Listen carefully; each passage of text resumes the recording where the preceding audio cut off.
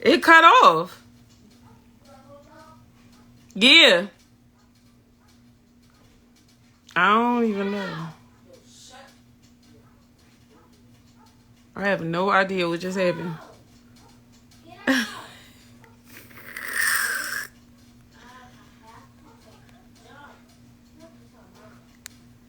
Idris. I don't know what just happened, but it just completely kicked everybody out. I don't know what that was, y'all. Idris. I don't know what happened, y'all. That John said, get out of here. I know ain't nobody say nothing crazy. I don't even know what that was. Now you gotta wait for everybody to come back in. I don't know what that was. That's crazy. All right, everybody, just come in slowly. Slowly. All right, I'm in here. Yeah, I don't I know. don't know. I don't know if it was like, I don't even know. But on my end, you was like breaking up a little bit. So I just, you know what I'm saying? I thought it was maybe the Wi-Fi or whatever. What's up, everybody? Pin our what's going on, everybody? Listen, we was getting deep, and we gonna continue. You know what I'm saying, to push through our conversation of traumas and how do you continue to have a healthy relationship when you have one or both of your uh, partners that are going through trauma. You know what I'm saying, life traumas and relationships. You know what I'm saying. So that's what we was just talking about. Just to kind of recap, to catch up anybody that's just coming in, that, you know what I'm saying, that wasn't in the last live. Anybody that's new to this live, we got bumped out our last live, and our topic is life traumas and relationships. How do you maintain a healthy relationship when one of the partners or both of the partners, you know, are dealing with life traumas? You know what I mean? And all of us can really relate to that, because just growing up in the community, all of us is going through traumas, whether we, you know it, accept it, you know what I mean, embrace it or not, you know what I mean. Nephew, what up? So what we were saying basically is that we got into a story of with Cherie, and Cherie had an ex that was pretty much, you know what I'm saying, murdered in front of her, you know, and it was a very tough, of course, experience for her, a major trauma in her life, and it was something that, you know, went into our relationship, you know what I mean, and not necessarily in a bad way, like she was doing anything bad, you know what I mean, to me, um, but as I was kind of getting into detail, Cherie still had, you know, which is completely understandable, had a lot of attachment to that situation, you know what I mean, and a lot of friendships through her ex, and you know, it was just a whole thing that not only she went through, but she went through the murder of her ex with his family, you know what I mean. So they all, you know, came together because it was traumatic to everybody. And so, you know, being in a relationship, she's dealing with, or just, you know, kind of moving forward with her life, and still having a lot of almost like PTSD, you know, based on that night. We would drive through Old City, and it was times she wouldn't even want to go down that area of Second and Chestnut. I forget the club that was there at the time, because she still was dealing with the pain of, you know, being there to witness her ex getting murdered, you know what I mean, in a club. And so in terms of going out in clubs and all of that, you know what I mean, drinking and all of that, you know, she was explaining like it's just something that she'll forever be, you know, changed by. But I was just saying, and this is from probably a more shallow perspective, to be honest, you know what I'm saying, just from being, you know what I'm saying, in my position at the time, you know, I completely understood the trauma that she went through, you know, but I also, you know, was like, all right, you know what I mean, to me, like, my girlfriend had, what's up, Ron? Shizzy Mac, what up? What up? Sheeta, you know, at the time, my girlfriend, you know what I'm saying, and moving into my wife, still had a tattoo of her ex on her. You know what I mean? And it was a rest in peace tattoo. You know what I mean, to her ex. You know, but for me, you know what I mean, and like I said, this is from a shallow perspective to a certain degree. You know, I felt uncomfortable about it. You know, in my head, I'm like, all right, cool. You know, um, I understand your ex, was murdered. I understand that was somebody that was near and dear to you. But it's like, we're moving on with our life. You know what I'm saying? Like, you the apple of my eye. And of course, I expect to be the apple of your eye. So I'm uncomfortable with you having the tattoo of your ex, even though I know the situation. You know what I mean? Um, and so that was one of the ways that, some of the past trauma had gotten into our relationship because, as far as I'm concerned, it was like, she had some rest in peace shirts and things like that, which is all understandable. But for me at the time, and like I said, from a shallow point, I just felt like I was uncomfortable with, still holding on to, what I'm saying, the emotions and feelings of, you know what I mean, of her ex. And really, it wasn't necessarily just her ex. It was the fact that that trauma of her ex, being murdered like that, And so that did bring up a little, what I'm saying, a little something with us at one point because, when we with somebody, we want to be the only stamp, on you. We want to be the only tattoo on you, We want it to be all about us. And that's just being, being honest and transparent, you know what I mean? So, but in all reality, we all dealing with trauma. And so, like, when you do have a partner, you have to be big enough to have understanding and patience, you know what I'm saying? And, like, that's one of the things that, over time we both had to have is understanding and patience. My traumas, I got quite a few, traumas per se, that leaked into our relationship as well, and some of them we talk extensively about. Some of them, we had to have therapy about. So one of the interesting things, and I was saying this earlier, Ron, we actually got together, and I know the topic is about life, trauma, and relationships. We actually grew stronger in our courting stage when we were dating. We got stronger through our traumas because we both had been freshly kind of like dealing with traumas. So Cherie was dealing with, again, the murder of her ex, and being there, and I was dealing with, witnessing one of my close friends being killed in drunk driving. You know what I mean? I had also, prior to that, that was literally like she met my man, like, and Scott is probably on here. You know what I mean? We all was hanging out. Me, Scott, that was on there. My man Sai. It was probably about a good 8 of us this particular night. It might have been a little bit more, but we had about 8 of us. We had about 3 or 4 cars, and we was having, it was like one of them like major nights. Everybody was looking fly. Everybody was, on top of their game. You know what I mean? We was going out to have a blast. We was actually going to Onyx this particular night. And my family, we got a bar in West Philly. So we go to the bar or whatever like that. Well, actually, even before the bar, you know what I mean? We doing our thing or whatever the case may be, hanging out. We skipping, going to different places, you know what I'm saying? And make a long story short, in the midst of us, just being out at different places that night and us heading down to Onyx, you know what I mean? The club Onyx or whatever, or it was all the fellas. We was all in a car accident. Well, we was all there racing down to get the Onyx and second and third. We was, what I'm saying, intoxicated or whatever the case may be, and irresponsible at the time. You know what I mean? We was young at the time. And my man Shiz and what I'm saying, it was 2 of our guys were killed in a car accident that night. And it was like a devastating night. You know what I mean? We actually saw Cherie that night before we left. You know what I mean? So, it was really tough. So a part of us kind of getting together, she was there, to that night to witness us, partying, getting ready to roll out, you know what I mean? Heading down to go to the next club or whatever.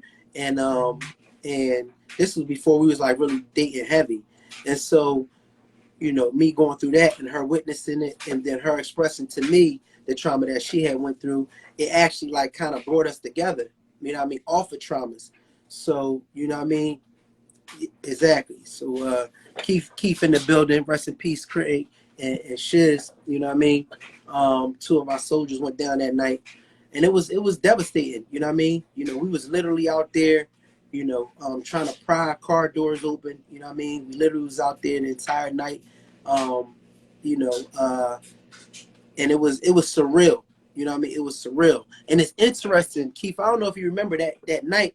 The craziest part is the banging song at that time was yep, Shiz on here. And Sean, he was working at Harambe when we was all working at Harambe. So it was one of Shiz the barber, you know what I mean, my protege, it was one of his teachers as well, because we all worked at the school. But it's interesting, Keith, because this the airiest part about this whole thing is the banging song that was out was T-Pain, and it was Blame It on the Alcohol. So every time I hear that song, you know what I'm saying, it brings up that night to me. Huh? That's You Jamie say Foxx what? song. Go ahead. That's who song? That's Jamie Foxx song, but go ahead.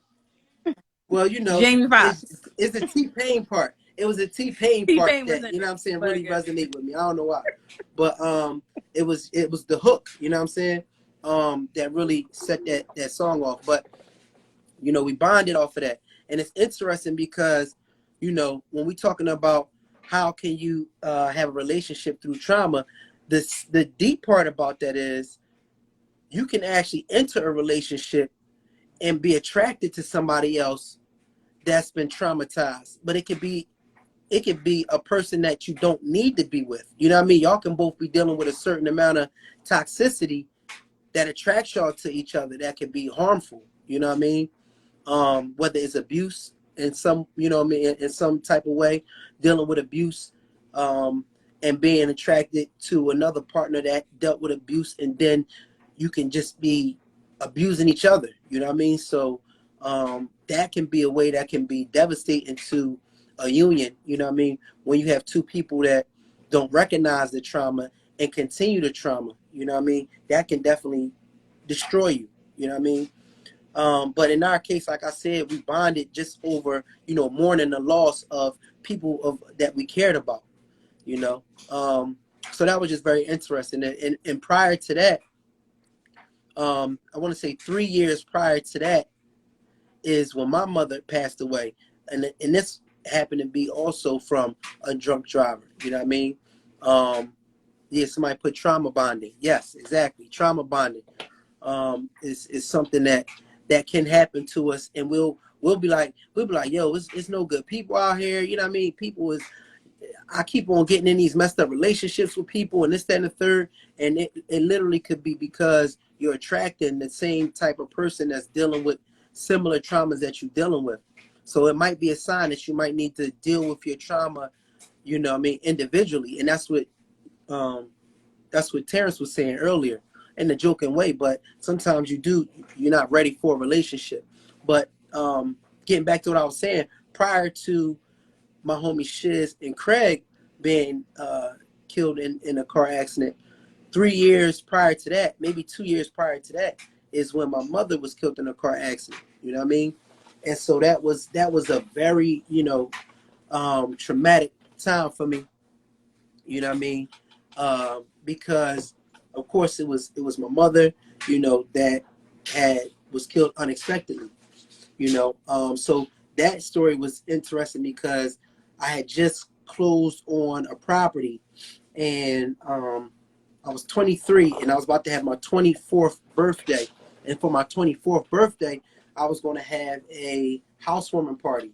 So my mom came over to the property. We chopping it up. We having a good time. You know what I mean? Um, you know, we just painting, talking, laughing, joking. And, you know what I mean? And when she went out that night, you know what I mean? I gave her a kiss. All right, Ma, I'll see you later. Whatever the case may be. All right, Ma, I'll see you. You know what I'm saying? I'll see you later or whatever.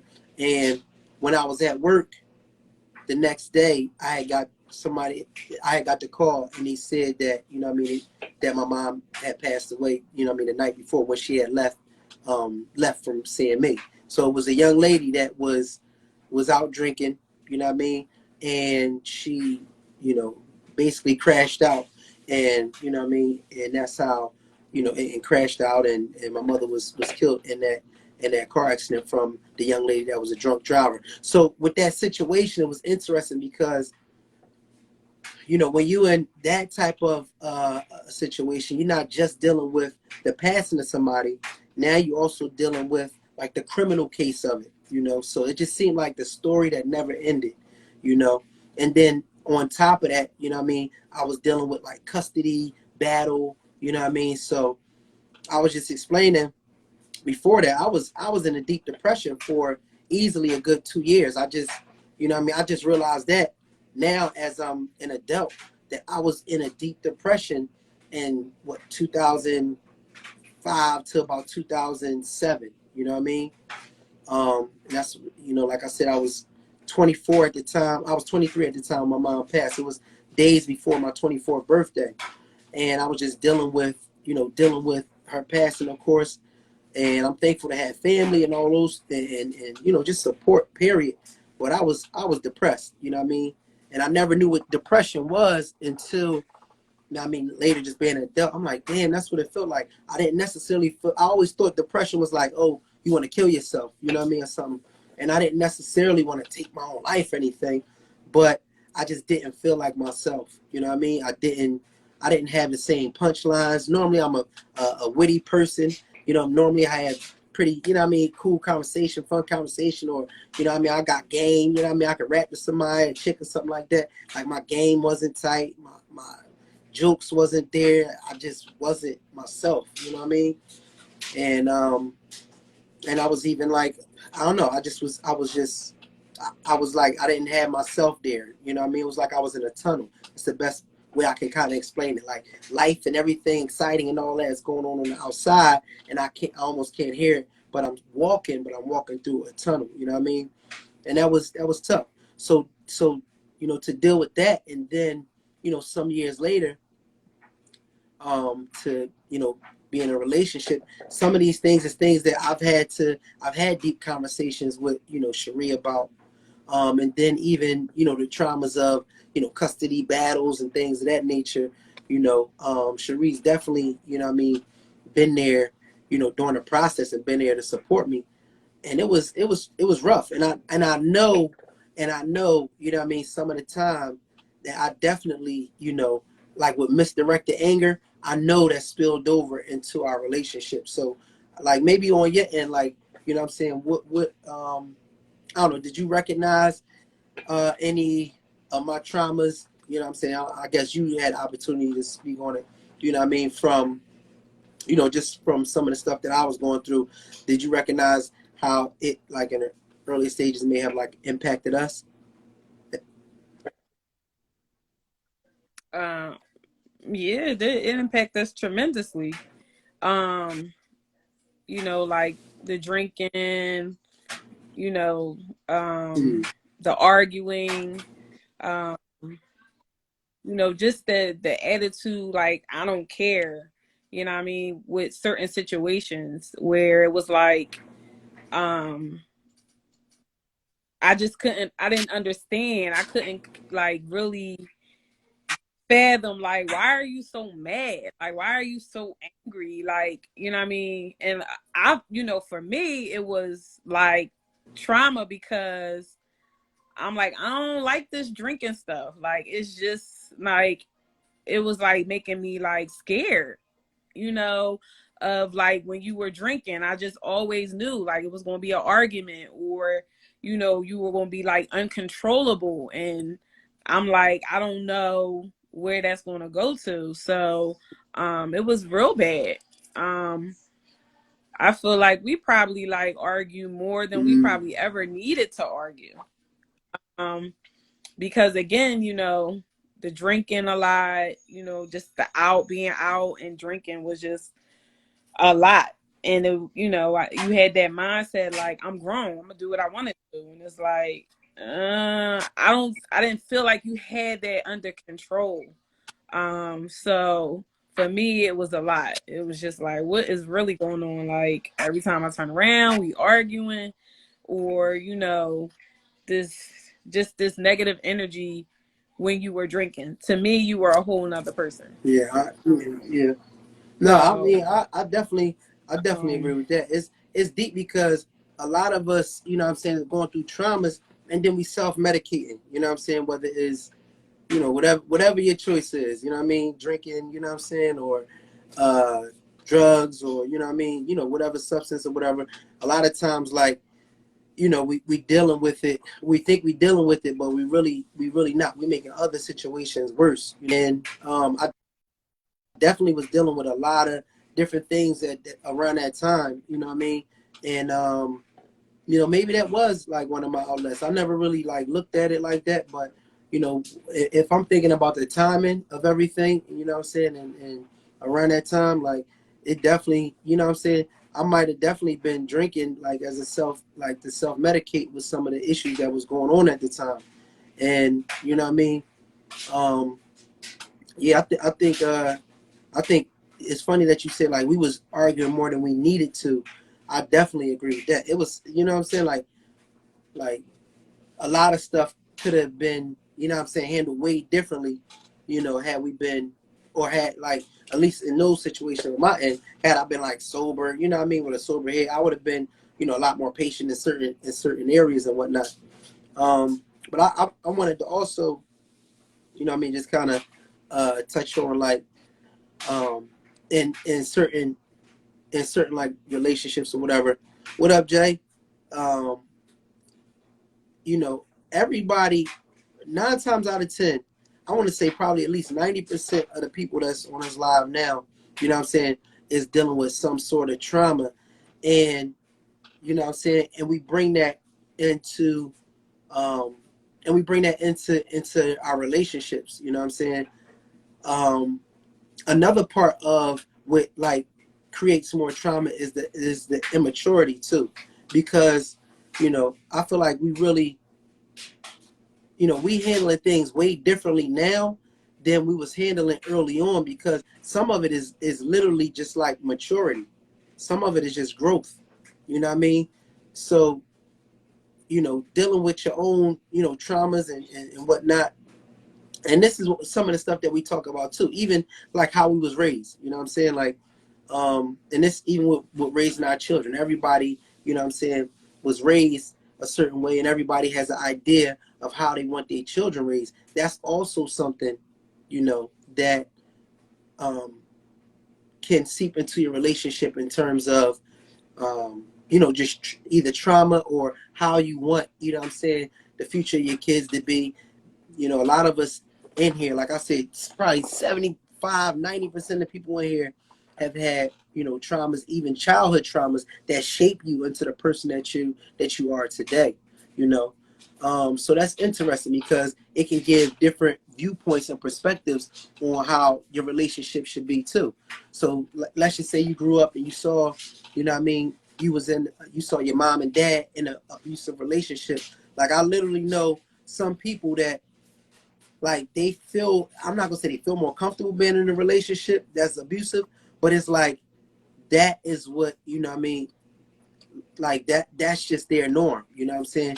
It's like abusive relationships, what I mean, or whatever the case may be.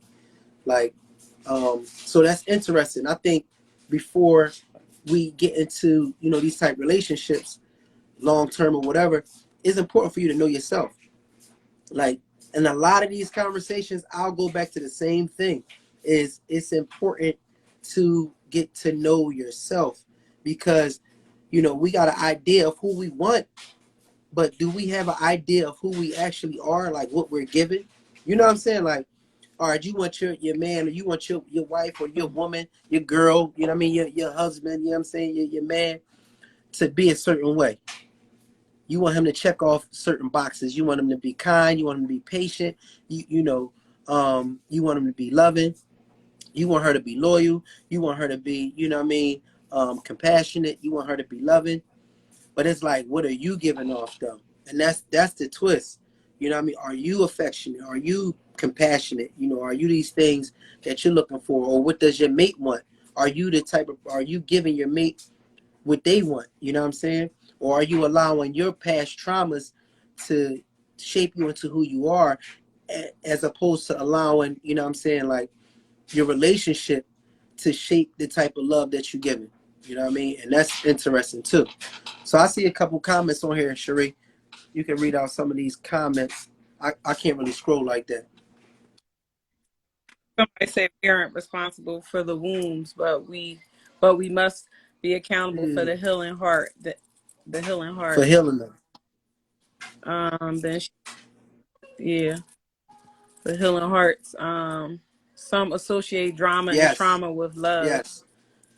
Um, That's a fact. Some. Sometimes, yeah, but it's sometimes depending on the person in the relationship, the people in the relationship.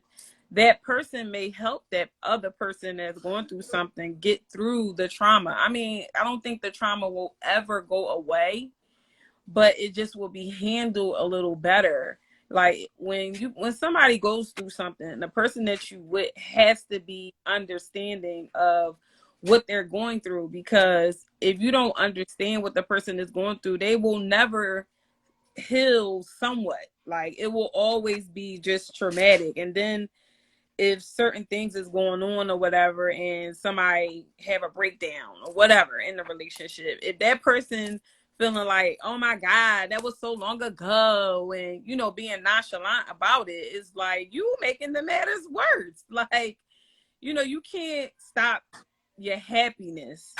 So it's like you just have to find some type of medium and be open to what happened to you. If something happened in your life and you care about this person, you're going to be open to tell them. And then the person that you're with and you open telling them, they have to be a little more understanding, because nobody's life is perfect. And you can try to find yourself and look for yourself as much as you can, but that doesn't mean that you have to figure that out first to be with somebody, because somebody Got may you. really be able Got to you. help you that you with Got you. get Got you. through that trauma. Like they really can help you. They may guide you into where, like I said, for me with the club and the drinking and all that, it's not as bad as it was, because it took time, and understanding, like, okay, maybe it's not that bad, but it's still a healing process. Like you can't be with somebody that doesn't understand like what you're truly going through. Like, because you might just have a moment, you might just have a breakdown and not, just need that at that time to be like, let me get myself together, whatever. You don't need to be with somebody that's gonna be like, you need to get over it. You need to move on. And it's like, it's not about me moving on. I just might be having a moment. You know what I mean? But when you having a moment, you understand. And that's why, only reason why I say that too is because, the trauma with Jamal and his mom, he has moments. And I know that. Like, and it happens around the same time, her birthday, Mother's Day, things like that. I give him his space because I understand. Now, if he needs me there, he wants me there, I'm there. But for the most part, I'm not gonna be like, well, why your face all balled up? Well, why are you looking like that? Like, I get it. I understand. He's having a moment. It's not like, it's a constant moment every single day. He's going through that every single day. No, right now, in this moment, in this time, he's going through he's going through that life trauma. That is a life. That's why it's called life trauma. You know what I'm saying? It's not called, okay, Good temporary point. trauma. That's a I good don't point. care what nobody say. You won't go through whatever you go through every single day, but you have to have that spouse who's with you that's going to understand and support you and not make you feel bad when you having a breakdown or whatever the situation is. Of course, it's not going to be perfect at first, but that person has to understand, like, okay, he or she is really going through something, and all I'm gonna do is be as supportive as possible to help them get through what they get going through. And because life traumas, you can tell somebody to get help, do this, do that, but they're going to always go through it the rest of their life, because all it's going to take is for something to happen that reminds them of that trauma, and So it's gonna cut on just like that. It's up to the person that they with to be like, it's gonna be okay. I understand. It's gonna be okay. It's, you know, that's it. Just be supportive of them and give them that love that they might need in that moment, or give them that space that they need in that moment. But that, again, that comes with growth, and that comes with time in the relationship. And I think early on,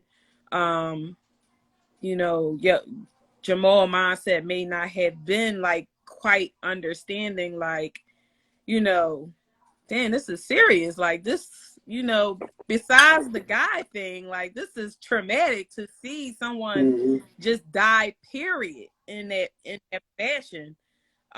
So again, it's mainly about your spouse just having Who's understanding. SY Dreams? Like, and She definitely got some good. I'm not sure. We can't be the trigger to the spouse Yeah, having moments with past trauma. read that Yes, we out can be. loud. Sometimes we What you do say? trigger stuff. We can't be the triggers to the spouse having a Mhm. moment with past traumas. Yes. And that's what I'm saying. Like, you gotta have understanding when a person is going through something, because you just never know. Because when you going through whatever you going through, you Mhm. want them to be understanding. You want them to understand, like, they going through something right now, and I need to be supportive of them, because they really won't ever, you know get better with it if they don't have the people that's around them that they think love them, care for them, Right. to support them. It's So just going to make here's an matters worse for interesting them. uh you know here's an interesting plot twist. I think her name is Saida, but this is to the people in the comments. yeah. What if the person that what if your trauma came from the person that you're with? How do you deal with that? So, you know what I mean? Let's just say if it's a, abusive relationship, whatever the case may be. Um, you decide to stay together, he decides to get help, or whatever the case may be, and you guys are moving forward. How does that feel at times, getting triggered, or being in the same household with somebody that caused some of that trauma? Because that's interesting too. That's a dynamic that I think a lot of us have to deal with too. You know what I mean? Um, so that's an interesting plot twist. How do you deal with your drama in a relationship when your partner caused the drama or caused the trauma? Excuse me. So that's interesting. So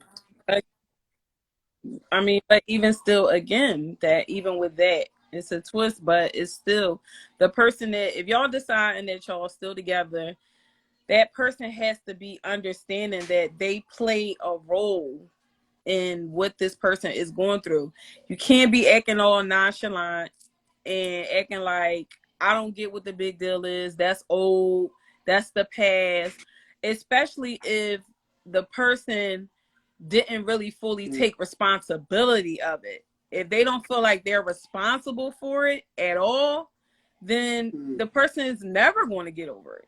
They will never feel like, you know, 100% secure with who they with, even though, they love them and care for them. They're going to be with them. But if you're not taking accountability, for what happened to that person, to like genuinely be like, I'm sorry, or, just be understanding on what they going through, like, because it can really mess with them. And it's like they want to be with you, but, at the same time, you just like, all right, well, that was the past, or that was old.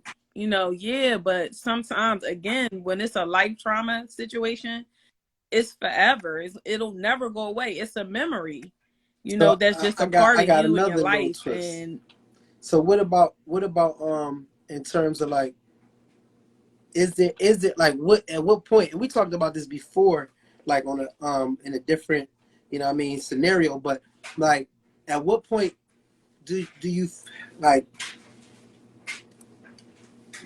I don't know, like, so what, like, it's like a fine line between, like, I guess having patience and then like just being naive. Like, is there a point where you'll say, look, this person is dealing with trauma, and you know what I'm saying, I just, you know what I mean, I don't have anything in my tank to support them, you know what I mean, or I just feel like they're either going to continue to cause me drama or trauma, or you know what I'm saying, they're just not getting over, you know what I mean, their traumas. Like what, at what line, you know what I'm saying, does that come in?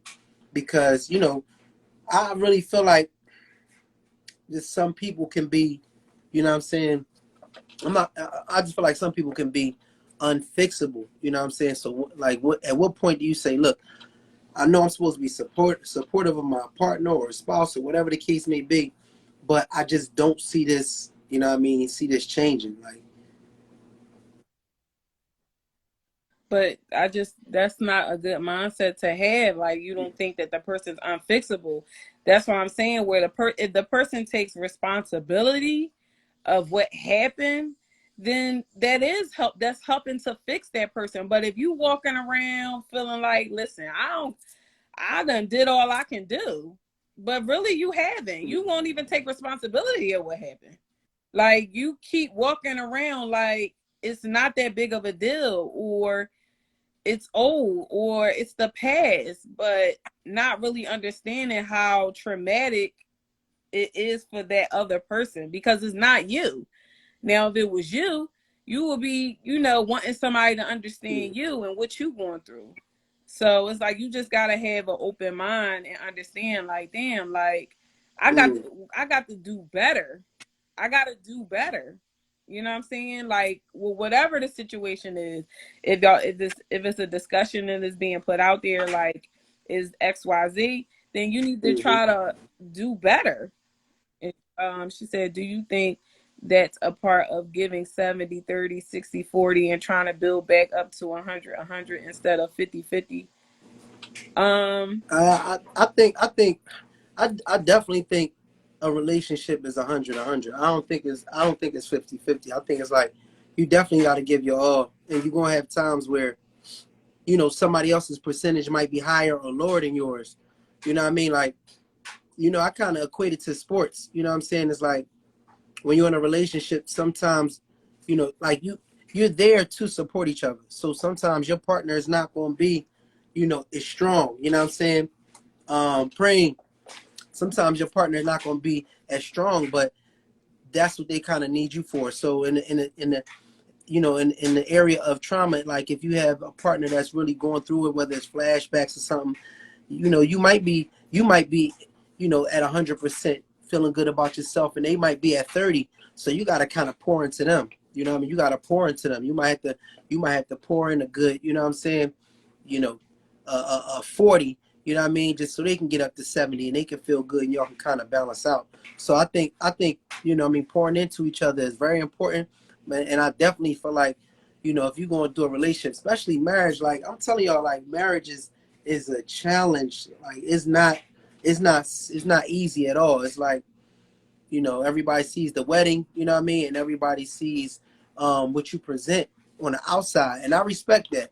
You know what I mean? I respect, you know, when as adults, because I was always raised like that. I was always raised like what goes on in your house stays in your house, and that's more so to say like everybody shouldn't know every little thing that you going through in your household.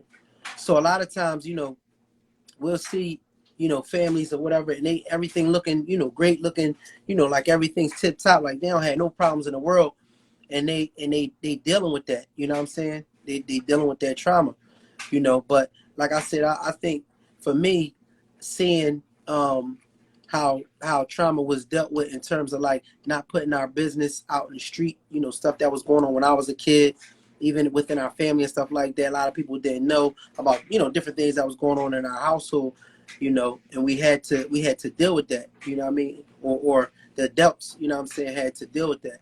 So I you know, I think that's important to, you know what I mean, to be prepared to fight for your family, you know what I mean, to fight for your relationship, especially like I said, when you're in marriage, is definitely not easy. And everybody's coming in like nobody's perfect. And that's the whole twist. Like, you know what I'm saying? Like we gotta get off the fairy tale, John. We really gotta get off the fairy tale. It's not like the happy ending, John, the horse, you know what I'm saying? The Rapunzel, John, like, you know, it's a lot more to it, and you really have to be prepared for the roughest parts. Like everybody can enjoy the perfectness of their mate. So whatever is the most beautiful about your mate, it's easy to enjoy that. But what kind of builds, you know what I'm saying, the character of y'all relationship is like how you can still deal with them through the toughest parts.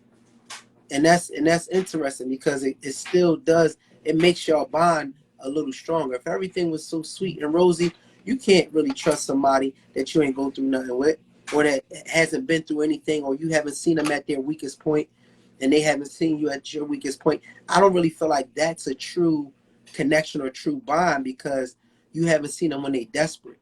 You know what I mean?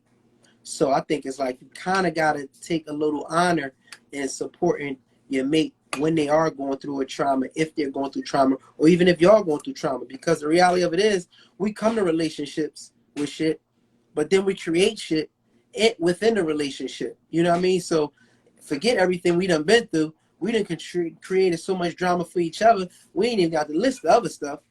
We both got PTSD just off of the shit we done put each other through. You know what I mean? So it's like, you got to be prepared for that too, you know? And that's why I always say, like, you know, it's important to get your own self, you know what I'm saying, like, evaluated, to kind of really do some soul searching with yourself. Because even if you don't get to the bottom of what your issues are, just knowing that you got some issues in this area, whether it's trust, whether it's abandonment. You know what I mean? You might have been young, you might have had issues with abandonment. You know, your parents, you know, may have always been out. You know what I mean?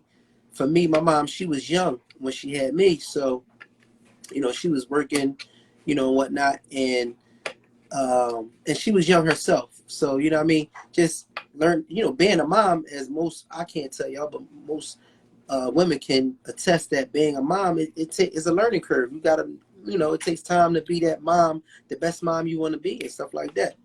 You know, my mom was very young and did an amazing job, you know. But I will always seek like those moms that was like I don't know, the traditional moms you might see, like, honey, I got cookies baked, or, you know what I mean? Or, I don't know, you know, have everything all mapped out and stuff like that. Like my mom, she was kind of like on the go. She liked to travel, you know what I'm saying, or whatever, and so, you know, little stuff like that. And our household wasn't always like a traditional household, you know what I mean? Although I loved it, but sometimes, you know, seeking, you know, I would seek that in the women that, you know what I'm saying, I would want to be with, you know what I mean? Like just more like I don't know, have like some more to like the traditional aspects, you know what I mean? And you know, I think we all like are doing that. We're seeking certain things that we didn't get, or stuff that, you know, we went through as children, or even like as adults. We always like, you know, evolving. You know what I'm saying? So you have to deal with trauma in a relationship. That's A. So you can't just be like, you know, it is a limit, because I done, you know what I'm saying, been out on the field. We probably both can attest. And there's some people you like, yo, like that's a project I ain't really willing to get involved with. You know what I'm saying? Like it's some projects out there. You can definitely get yourself involved in a project. You know what I mean? Home Depot, Lowe's, that joint. And you got, you know, you need a whole lot of lumber and cement, because the person that you chose to be with is a serious project. So I think you got to do your research on the people that you choosing to be with also. You know what I mean? On top of yourself. I see a comment in here. I say I had mommy Mm, issues as well as daddy issues that I had to heal from. mm, I agree. I had those too. I had mommy and daddy issues. Um, that middle child syndrome, being a middle child, I just felt like I was left to be independent. Like, do what you gotta do, figure it out. Even though my mom and dad, you know, they was married till I was probably like 13. But, you know, again, I was the middle child. So um I had to be they were too busy worrying about, you know, what my older sister was doing and what my little sister was doing. So I was the one, I was just out here figuring it out with life. And so for me, it was like listen, I don't got time to hear what nobody got to say. If you not doing what you got to do for me, I'm good because I'm out here doing it on my own, getting through school through my own, on my by myself. You know, getting my own a place, like learning the ins and outs of the streets, what's good, what's not. You know, controlling the whole thing and not having children at a young age because I had two sisters who had kids at a very young age, and being told from my own mother, like, listen, you get pregnant, you gotta go. You know what I'm saying? And I'm like, well, how you gonna tell me I gotta get out when I got a 16-year-old sister that just had a whole baby? But again, for me, I felt like that was the favoritism, because when my mom and dad broke up, she took her anger and frustration out on me. So it was like, oh well, I don't, figure it out. You figure it out. You outside, you got it, whatever. My neighbors and everybody else, they thought I was a fast ass. But it wasn't that I was a fast ass, it was just I was always outside. My mom just let me do what I wanted to do. And she didn't have no control over me because I felt like she lost that privilege to have that control. Like I'm like, listen, you wasn't worrying about me after a certain point in my life. So why, do you feel like it's okay for you to tell me what to do? Same thing with my dad. Like, listen, you moved all the way down south, and now you want to try to tell me what I should be doing because you my dad. These titles that we give ourselves, I do feel like you have to earn them. You have to earn to say that you somebody's mom. You have to earn to say that you somebody's dad. Like, you have to carry your children in that way, to show like that you love and care for them. You can't just have them out here winging it, because when they get older, they're going to they have to deal with that, and it can go right or it can go left.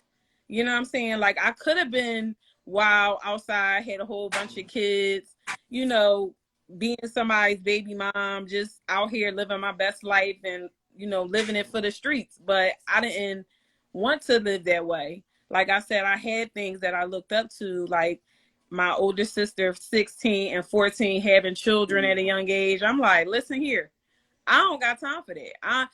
They got baby daddy drama. I seen all of that. And I'm like, that's just not what I wanted for me.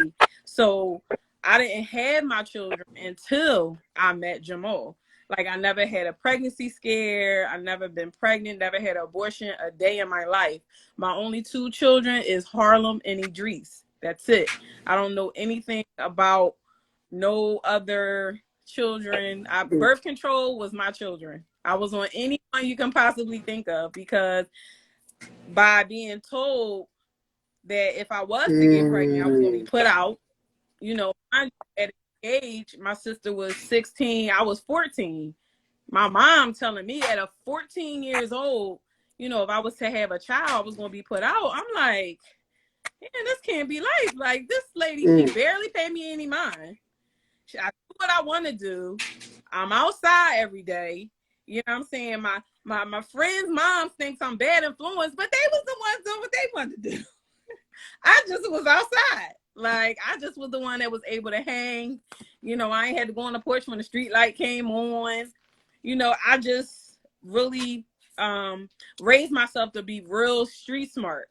So I didn't get into trouble.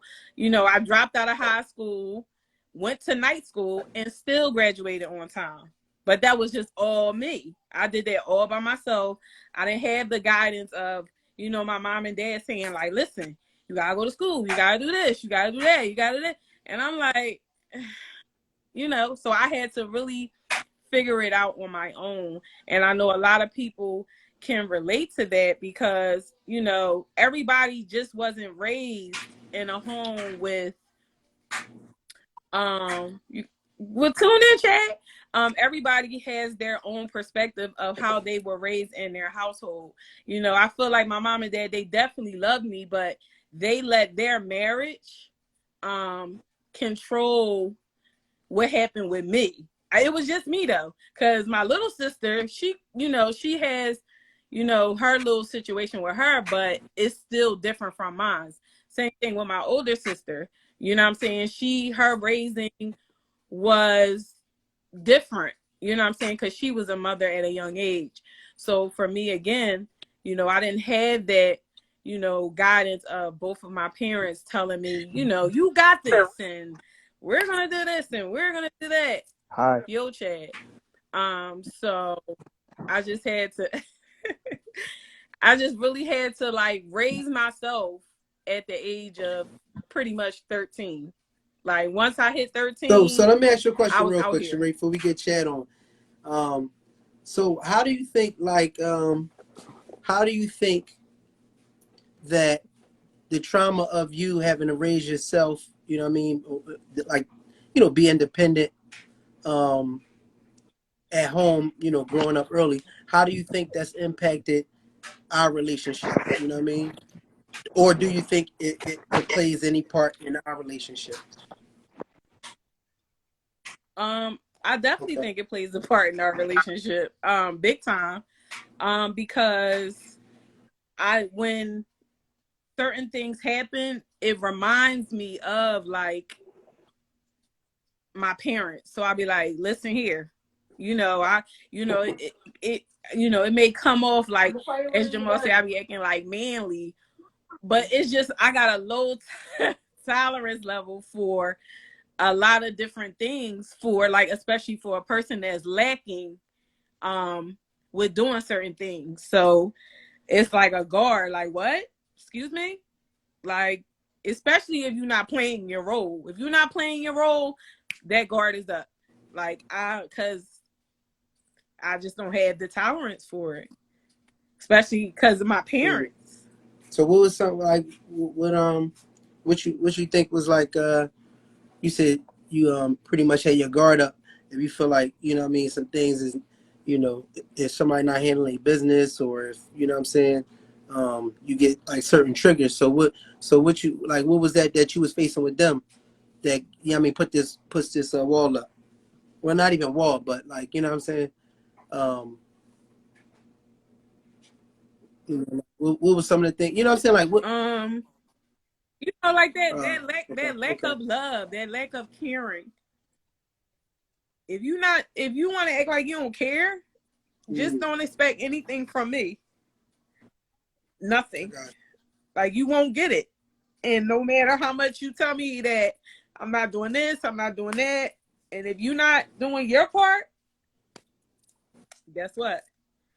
Yeah. I guess we just gonna be like this.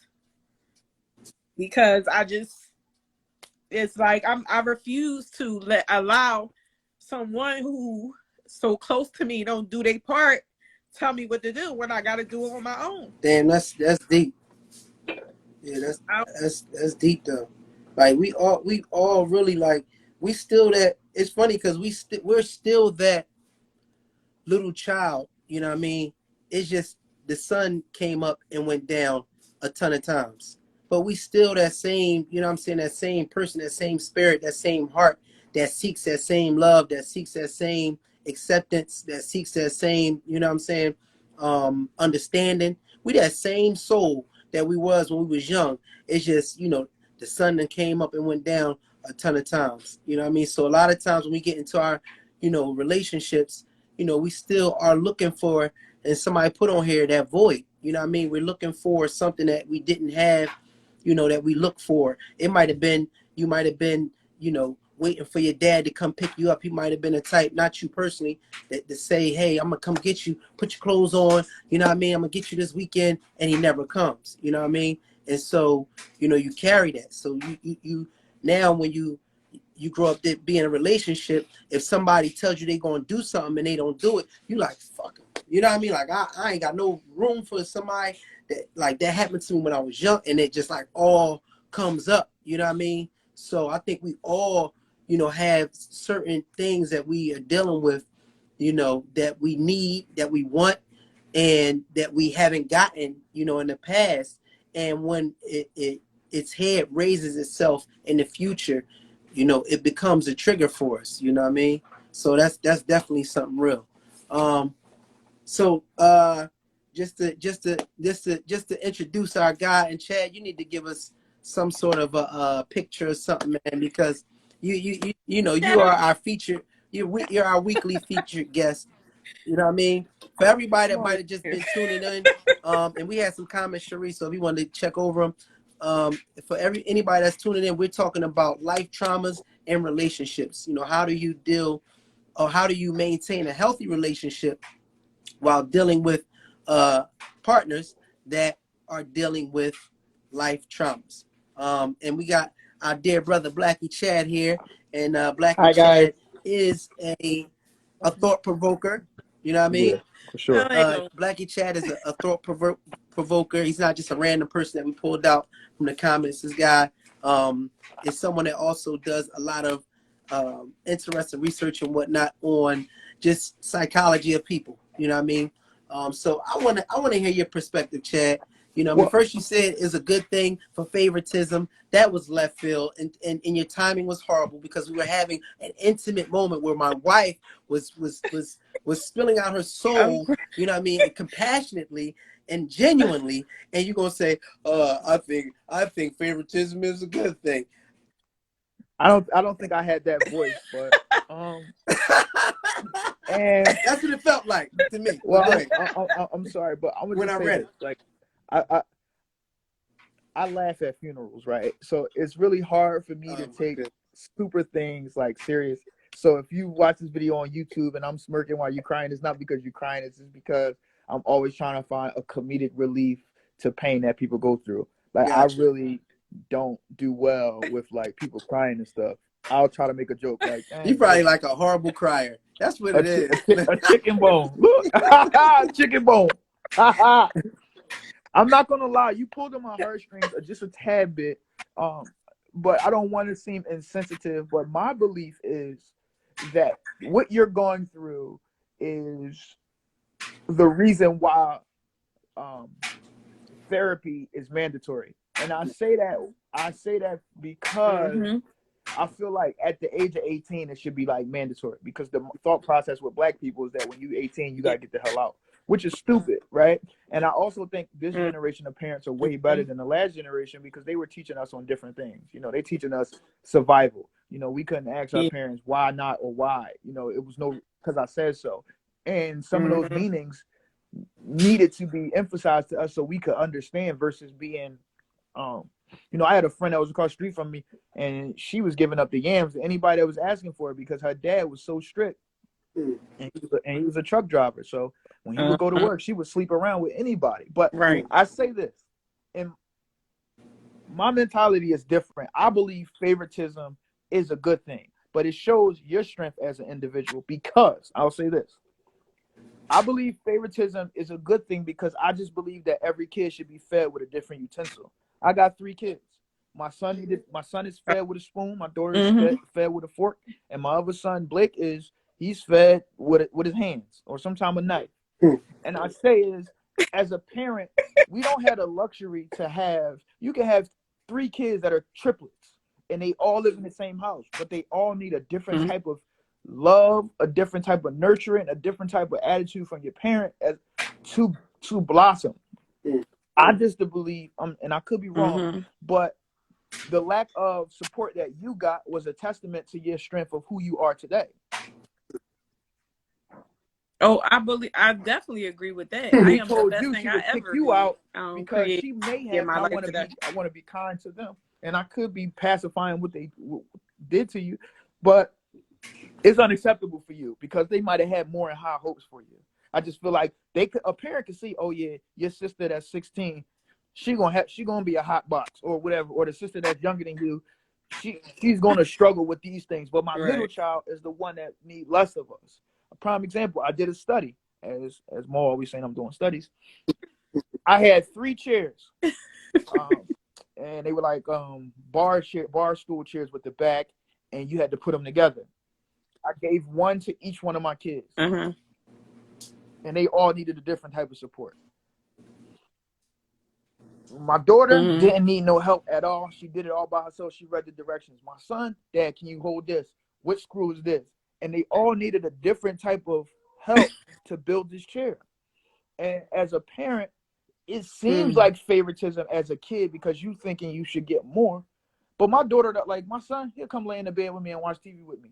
My daughter, she'll stand up the whole time. She don't want to be nowhere near me in the bed.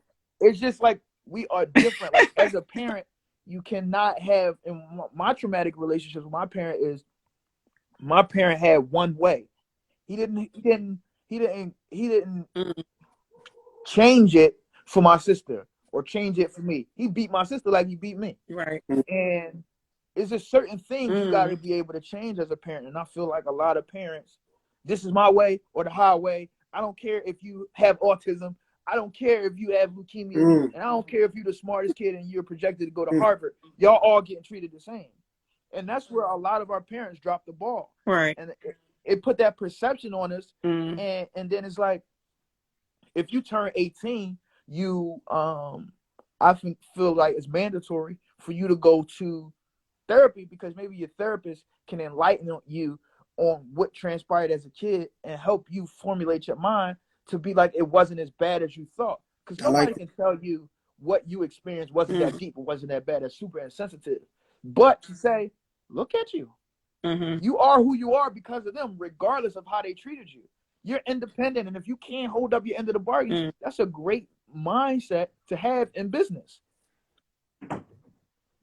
Yeah. What I tell you about walking on the screen when I'm in live? Don't get beat up on his live chat, please don't. You know what I mean? Don't. I know, please. It's just a testament to, like, I just think that, like, our parents had a lot that they had to go through and sacrifices that they made, and I think that that's kind of whack. If you got a kid, I don't want to hear. If you're my parent, I don't want to hear about your sacrifices, because it's not sacrificing. It's really doing what you're supposed to do because you opened up them yams or you was on top. That's just how it go, and that's what you sign up for. But I just feel like, you know, as they say, even when I was a Christian, like, you know, God gives the strongest battles to his strongest soldiers. I really believe that. You was built for that. And I just believe that for also, I was just talking to my wife about it, was like, I just believe whatever God put in front of me, I'm going to kill it and look at it as this was what I was supposed to have. And it's like, for real, to me, it's a contradiction to me to complain about how I grew up as a kid and then say, I'm ready for whatever he give me. That was what he gave me, and that's what it was for. You know what I mean? And listen to three people. If 3 people tell you the same thing, you need to look in the mirror. And that's how I really live with my life. So, Chad, I want you to chime in on this. I'm glad. All right. So anybody that just came in, our topic is life trauma and relationships, right? So how do you maintain a healthy relationship while your partner or partners, you know what I mean, are dealing with trauma or going through trauma? You know, what if your partner, it caused the trauma and you have to live with that partner? Like, how do you continue a healthy relationship? So, but one of the things that you were going into in terms of trauma, during this conversation, we went back to childhood trauma. You know what I mean? So we have different types of trauma, of course, and childhood trauma seems to be the trauma that really shapes us early, of course. Now, some of our childhood trauma, and I think this is culturally, we were raised, just like you were saying, and this is pretty much for a lot of us, especially the further you go back. We were raised, do as I say, not as I do. You know what I mean? I don't need to have no explanation. You know what I'm saying? We was raised on all of these different ways where it was more so like whatever the parents say, that's just that. You was raised, you was getting your ass beat. You know what I mean? That was a part of the lessons. And you know what I mean? Now that we see where they kind of went wrong with some of that, because that was really some of the ways that we was raised was really like some of that was from slavery, like grab a switch. You know what I mean? And all that, you know, you go a little bit back further. So now that we in a different position, you know what I'm saying? And now that most of us dealt with, you know what I mean, certain traumas, like now we're in a position where we have a different mindset. Now, how do you deal with raising children nowadays? Because the dynamics is different too. You know what I mean? So that you're not creating trauma for the kids that you're bringing up. So how does that work in a relationship when you have different perspectives on even how to raise children? So you might have one that's still like, yo, you got what they say, spare the ride and something, you know what I mean? You know that, Joe. Yeah. You know what I'm saying? Where you have more strict parent and then you have a more I want to say like liberal parent. How does that dynamic work in the household when, you know what I'm saying, in terms of raising the children? You know what I'm saying? I think that was a very, very long, great question. Okay. I just Trying to land the plane. I think for me and my wife, right, with her sitting here staring me down. Right. I'm not even staring you down on my phone. Okay. Like, you don't gotta bring me in and act like I'm not here. I'm not gonna act like I'm not a Please good actor. don't get beat up on this live. I'm real. I can't act. I think that her and I have discussed where our parents have gone wrong, and I think it's very important for you as an individual to recognize your faults and come to grips with your faults and be able to trust the person that you live with. You know what I mean? So for me, it's telling her like, you let them get away with murder, and this is the cause of that. Let me handle that, and you handle this. And I think that we both put ourselves in positions to have a position. You know what I mean? You know how many times I come in the house? When you get in the house, I'm letting you know you gotta get with Chad. It's like, you know how hard it is to get mad when you're happy. Yeah. But that's my job. I think that she see where she lack, I see where I lack. She see where, you know, we had disagreements, and sometimes you don't even recognize your disagreements. It's not something you talk about when you first date. What's your thoughts on politics? What's your thoughts on raising kids? Because certain stuff didn't happen until we got into a deep situation. Prime example, my daughter, tooth fall out, right? Okay. I was a Christian at the time. Amen. Tooth fairy, right? I'm putting $1 under the junk. Right. She like, we put $20 under there. I'm like, whoa. for a tooth, what? She said, yeah, my mom did this for me. I said, Joe, your mom is crazy. Why are you putting so? And then it's like, it escalates after that. Like, it gets higher. Maybe it was $5 first, but then it's 10, and then it's 20. And then we get 2 put out. I got 50. Hold on. She told me you got 50 if you get a double bubble. They But had that's what bank. I'm They saying. had you bank was at her house. up.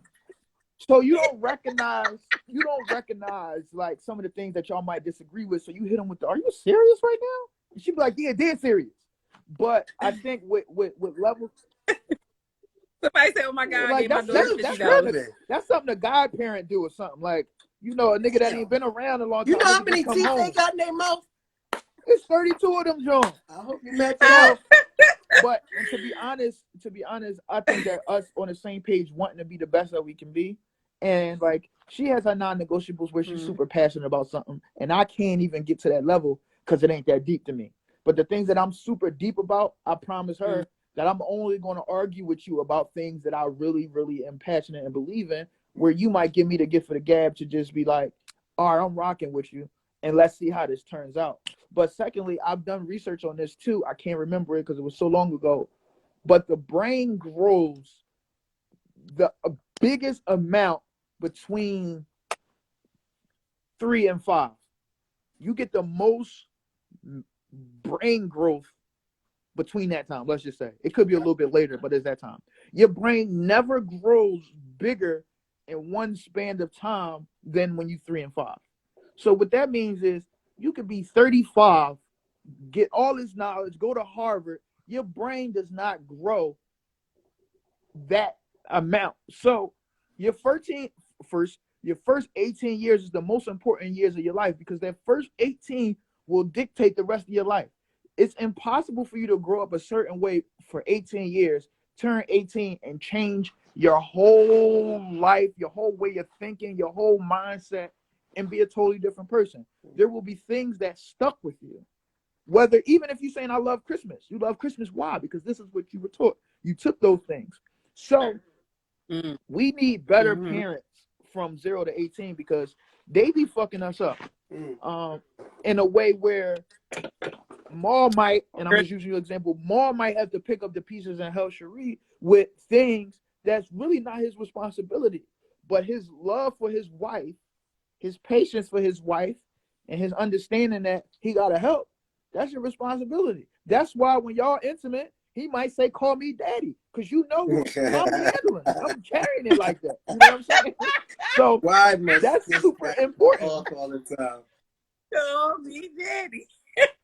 Now listen here, And that's Chad. I the know good my part dad about it. is I okay, know, good like, brother. Okay, people used to, but that's the thing. I People know used who to he always say, is. yo, I'm your Like, dad. They used to say stuff to me like, your dad a crackhead, your dad this, your dad that. That never affected me because I knew my dad and I knew who he was. So at that point, I didn't care what people say. I used to be like, you mad because I'm about to go tell my dad to come throw the football with all of us, and you mad because your dad can't come. Oh, So you might know that's who your pretty. dad is, Come on, but that's you low. might Chat. Come on, you that's you pretty know low. who your dad is, but we might be on live with your daddy. You know what I'm saying? That's low, even for you, Chad. That's pretty Really? low. Really? Damn, I'm sorry to let you Chadwick. down. No, see. I do. Like my parents love. I do know my parents love me, but I think my parents lost, like, like the whole thing of knowing, like, okay, we still have children together, and a lot of people can relate to that, where they had baby mama drama or they had baby daddy drama because they get so caught up into their feelings and emotions with what's going on between them two. They be forgetting about the kids sometimes. The kids are affected by, what's going on. Like, it's like you fend for yourself. For me, it was like my mom and dad was like, F me, because he dealing with he dealing with, and he want to stay away from my mom, and my mom he dealing with, and she want to stay away from him. So now I'm in the middle of them two, because my mom and dad was married when they had me, honey. God, I here you wasn't a go. You are bastard. so shady. Period. You was a Okay, shady, gritty so lady.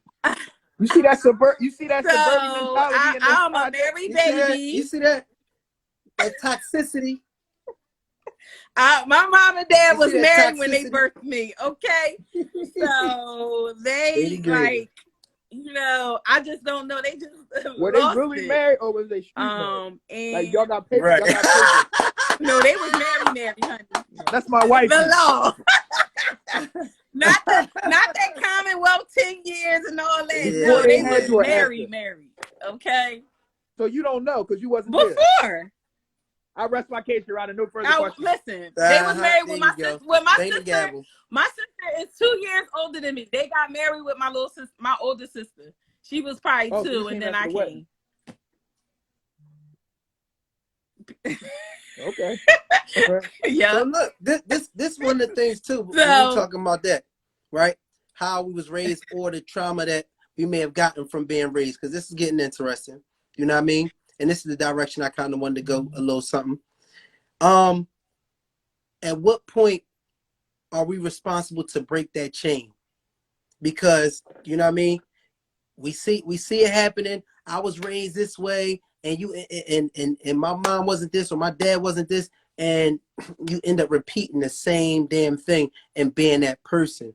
So you know what I mean? In terms of being in a relationship with somebody that you see is doing the same shit that they said was happening to them, how do you maintain the healthy relationship, within that, when you are trying to, help them to recognize what they're doing again? You know what I'm saying? Like, how do you manage that? Two questions that you asked. The first question was, when is it your responsibility to recognize? What was that question? I'm sorry, because you asked two questions at the same time. The first So question was, what age or what time or? yeah, it was like, yeah, at what point, you know what I mean, do you When say, you can hey, recognize right I from need to wrong. break the chain? Yes.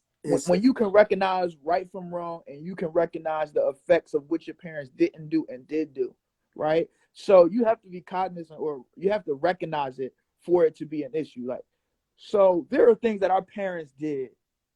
If you was an understandable kid who was accountable, there was some things that you was just like, all right, this too much. You doing too much. As a parent, you're telling you saying this. You might not say it to them verbally, but you thinking this. Like, all right, you beat me and with a extension cord, and gave me whelps on my back, split my back all up because I didn't do the dishes. All right, come on, that's a bit much, right?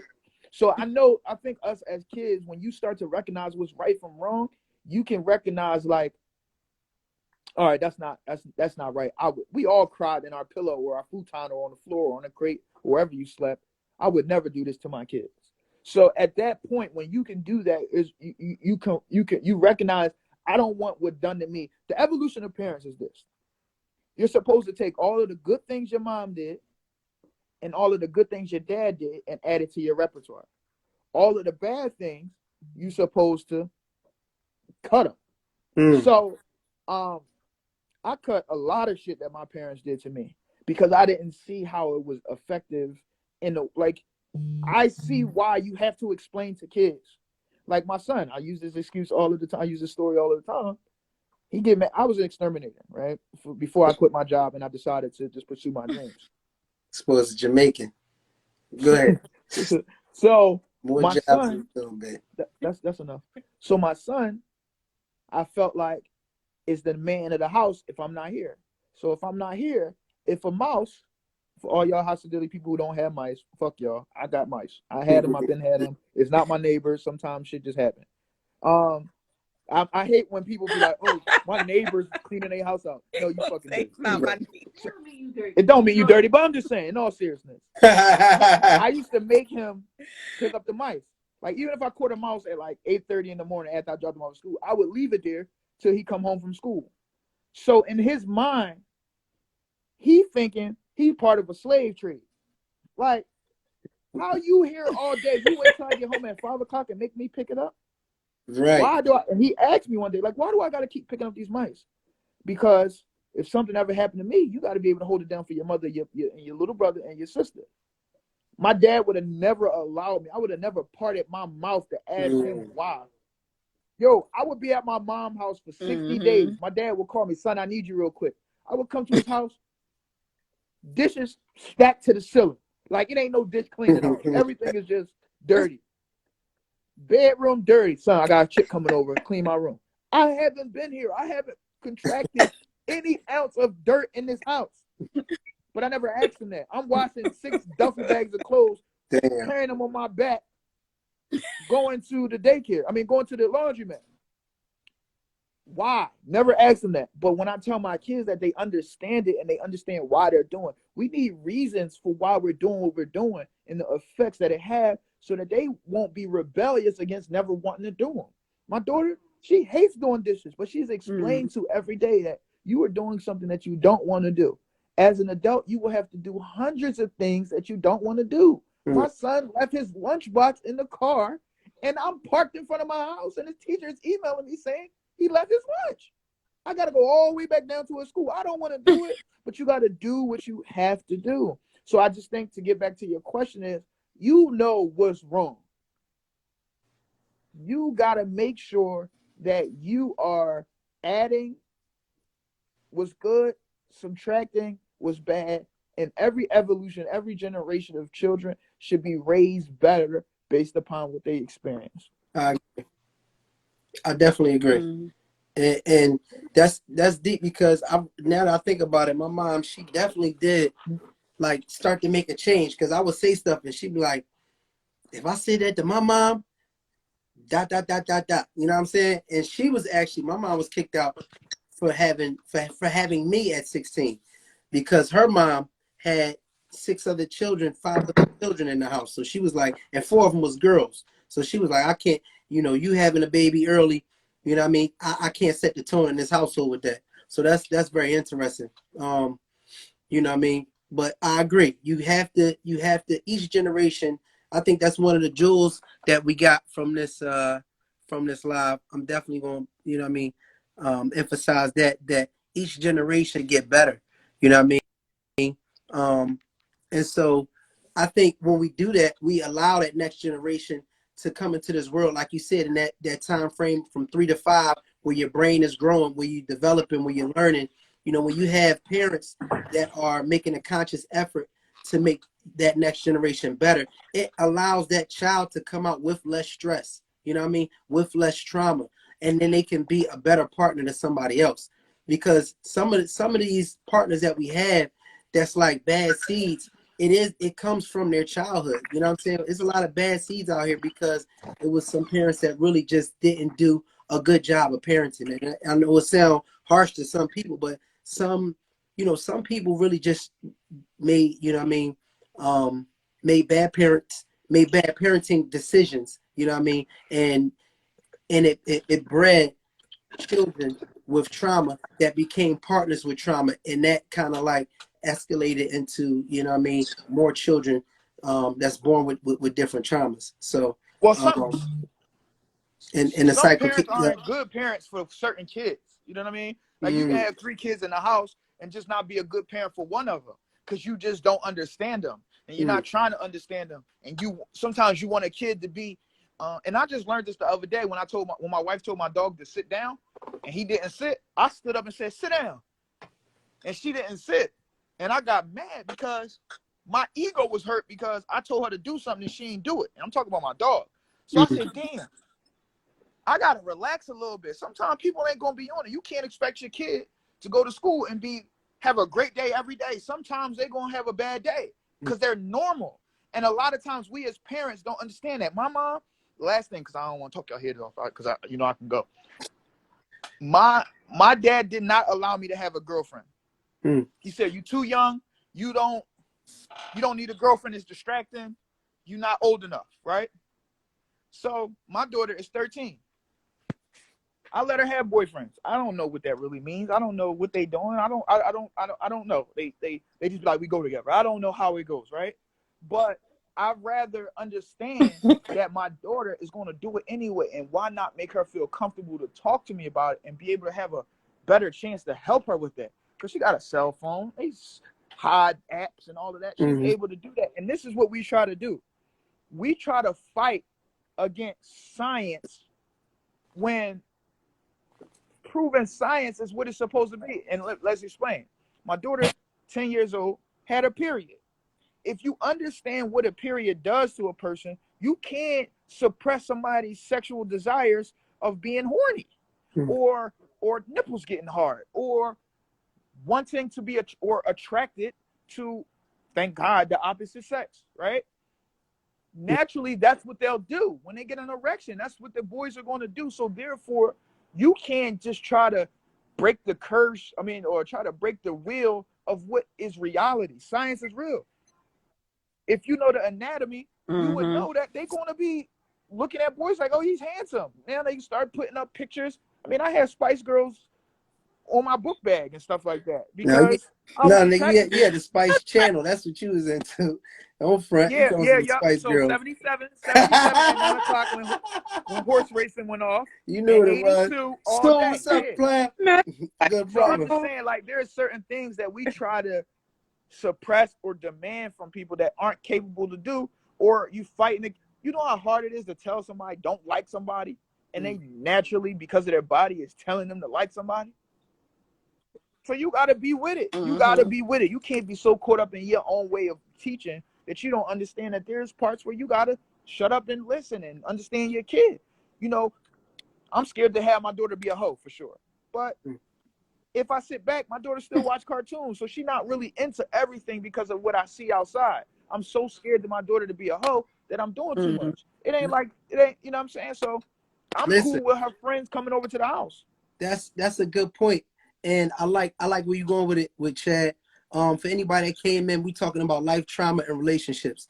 How to maintain a healthy relationship through partners that have life traumas.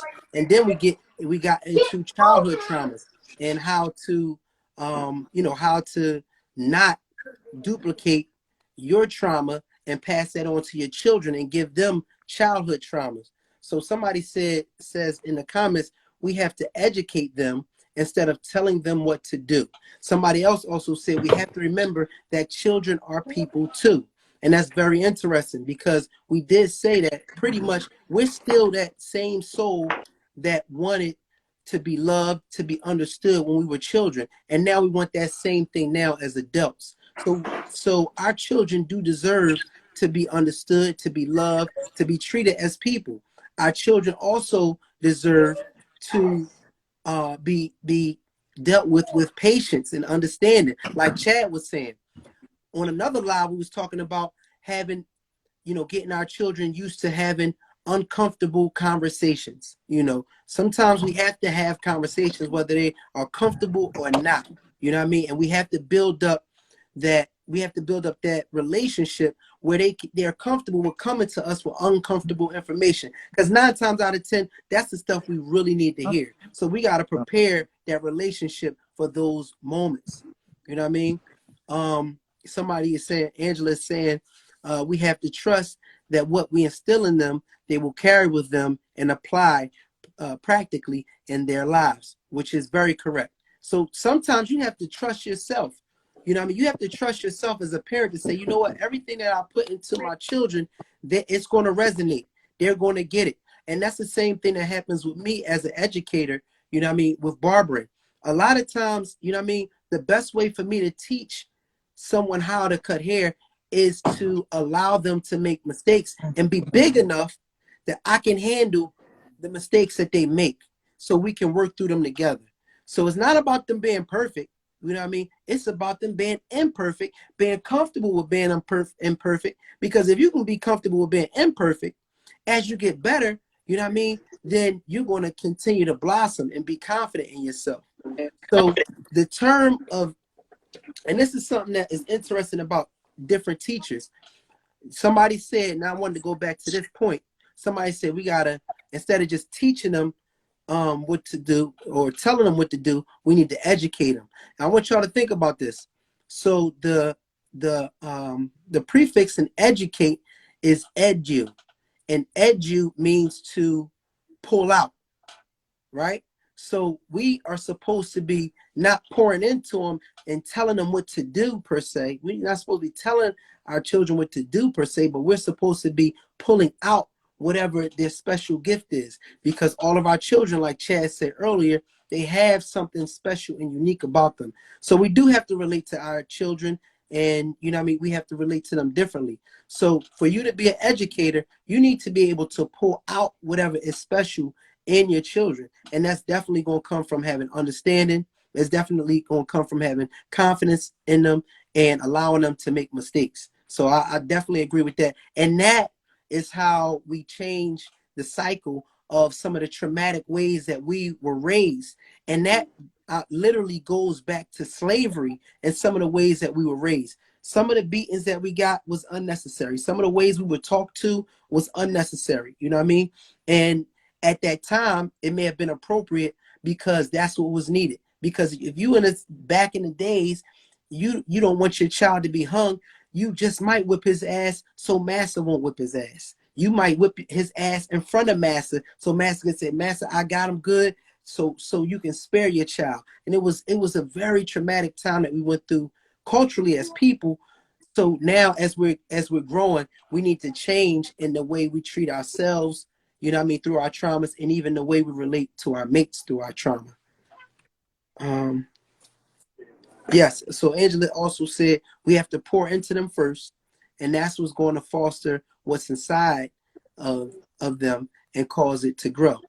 What's I think inside and cause it to grow. one of the Agree. biggest things also is that we got to recognize that no matter how much we're responsible for these kids, and we are, they are supposed to be representations of us. Essentially, you can't control everything, right? Everything is not in your control. If your kid, there is a misconception that they say if your kid is out here being a hoe, it's your fault. No, it's not. It's really not. Like, You when you got walk something out against hoes, man. Like what's your yeah, I thing do. with the, I mean, come on, like what's your problem with hoes these days, man? I don't Because think I'm this gonna tell shouldn't you even be that a term anymore. and this is what makes me feel like a piece of crap for my younger days, right? I used to think that I was a bull. Like, yo, I was a bull, like, you know what I'm saying? The chicks want me on the damn thing. But they did want me. So I just think that a lot of the times when girls were promiscuous at younger ages, there was a reason for that. You know what I mean? Whether they was getting touched by somebody, whether they was getting ignored by somebody, a lot of them were going through a lot. Boys too, right? So a lot of times boys believe that when the more girls that they have sex with, it makes them feel better about themselves, but you still empty inside. So a lot of the things that we thought were cool weren't, like get as many girls as you want to. That wasn't healthy for us. But the misconception is that, like, when you walk out the door, you are a representation of your parents. But what your kid do isn't always on you, because your kid can know better and decide to make the choices that they don't, because you are accountable for your own sins at 12 years old. And a lot of times you think you can control everything, and that's where your ego happens. So if your kid do this and they know better, you feel like they disrespecting you, but you're not really understanding that. What happens for me when my kids do something that's terrible, I look at myself and say, I did the same things too. That helps me differentiate a Yes. bad kid and a rebellious, and a kid that's just being a kid. If you come home and your kid right on your wall, all kids do that. That's part of everything. You know what I'm saying? Your job is to manifest that and go get them an easel. It's not to beat them. Mm-hmm. The actions of people, Amen. the facts is, this is the thing you might want to pin. Y'all might want to pin this. This is the juice right here. All right, here we go. Let's see. The actions of a kid is actually the talking of a kid. When a kid is writing on the wall, they're telling you they might want to draw. They might be creative. When a kid is taking shit and he's throwing it on your walls in your house and he's wiping it on the side of your toilet and all of that, he's angry about something. So everything that a kid does is a reason. Whether you want to listen to it, visualize it, and do something about it, or just beat their ass. You got to pay attention. My son was wiping boogies on the side of the toilet. I still don't know why he was doing that shit. I've been Googling it for years. But it's a reason why he do it. Every He kid is got it not from just you, bad Chet. because I just don't. Chet, you got it from you. Come on, stop. Listen. We don't share the same bathroom, so he never seen me do that. We got a little luxury over here. We got different bathrooms. So. It's in the jeans, player. Yeah, But listen, that's some really good points though, in terms of you know what I mean, just in terms of being able to pay attention to their actions, what they're doing, and get something from that, because they're talking through their actions. That's definitely, you know what I'm saying, definitely understood. That's definitely another jewel for the live, in terms of with our children. Their actions is their communication. So they're telling you what they need, what they're going through their actions. If they walking around, you know what I mean, and they got an attitude, if they looking depressed, if they, you know what I mean, like you said, writing on the walls, whatever. Hey, maybe he's a Picasso. Maybe we just need to foster that and get some easels and get some paints. And so go ahead. I was going to say real quick, maybe we can look at that in terms of with our relationships too. Maybe in some ways as adults, some of us are speaking through our actions as well. So go ahead. What you were saying? No, somebody was like, I actually used to deal with guys to find the love that my parents didn't give me. Once I learned my worth, I understood how to move from there. Straight up. See, if we had definitely automatic by law 18, you gotta have. If it was by law 18, you gotta go through therapy.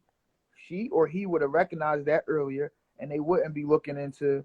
Cause like we as men, we pieces of shit. Women are pieces of shit too, but we can smell, a hurt person, and we know how we can benefit from that. And people will use the shit out of you if you don't know what's going on.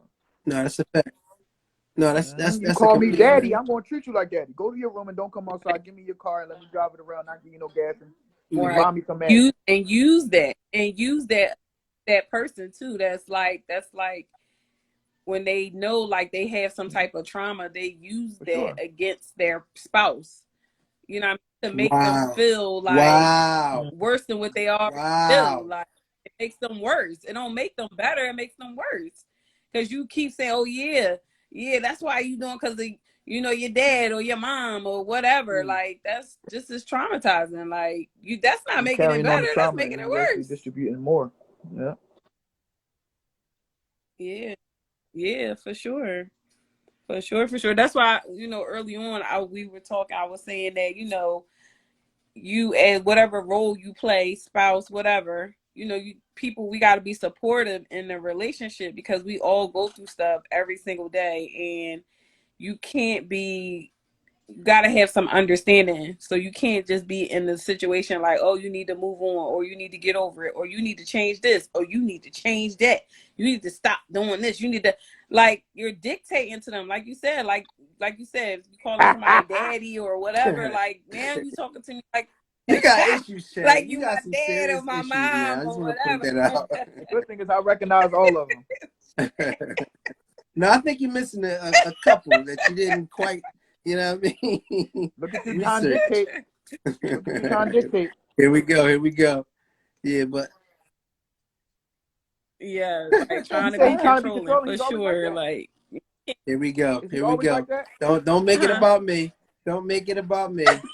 He's a deflector. He's a deflector and a reverser. How you You feel must be a about hell of a Uno player. a reverser? Okay. I see what we doing here. Okay. He's a reverser. Yes. Yes. Earlier in the conversation, you said that. Oh my God. But you know what I meant, though. You got to use your context clues when you messing with me, player. Well, I'll scientifically, make up shit. psychologically, that we as people, we read left or right, but we can read a word that's misspelled because of what we've been trained to do. So Right. all of those years that they teach people that if you don't spell well, you less than the person, that's not actually true, because we can actually read misspelled words fast. For sure. So For that sure. I did know what you mean, but that does not have any representation of the fact that you said two words together that you can't say without a semicolon or a comma. Listen, it's all about understanding me for me, player. You know what I mean? However you get the message, you get the message. That's on you. You know what I mean? Listen, Hey, you ain't never gang, lied right there. it's 9:55. We had a very interesting topic, you know what I mean? Always going in, you know, with some genuine conversation about our topics. Life trauma was today's topic. How do you deal with it? And we got some good points out of it. You know what I mean? For one, you know, try to be a better parent so that you're not instilling childhood trauma on your children. Two, be patient with your mate, you know what I mean? And three, I agree with you, brother. I don't know what else you want with me, man. and three. And if anybody missed this live tonight, you can Three. go to our Three YouTube was page. Chad That's has the a problem with hoes. That was friends. our third thing that we got from this whole trauma thing. The link is in my bio. Don't forget, every Wednesday we come on with a different topic. This topic was life I say trauma life and trauma relationship. relationships. That's I it. It don't have no appreciate end. everybody. Hey, y'all gotta shoot us some I know emojis. I ain't put the end share because it went out. I just, you know. But like I said, if anybody missed this live, the live will be posted on our YouTube channel where the link is in my bio. That's the Davises and Friends. So tune in next Wednesday, new topic. You know, we're gonna probably have Chad as Give our us some special emojis. guest. Give us some We don't emojis for know. Chad, man. We gotta show love to Chad. You know what I mean? But Black and this was a Chad. really, really Please follow good his page. topic. And it's gonna be a never-ending conversation because we all go through life traumas and in our relationships every day. But we hope that everybody who is in a relationship or trying to get a relationship or married, you know, just take it one day at a time because nothing happens overnight. And I appreciate everybody, and it's Y'all been be cool. real. How y'all be cool on Cyber Time on the 5-game whammy? Side Here eye we check. go. Here we go. Poodle Tang Cyber Time. Here we go. This guy.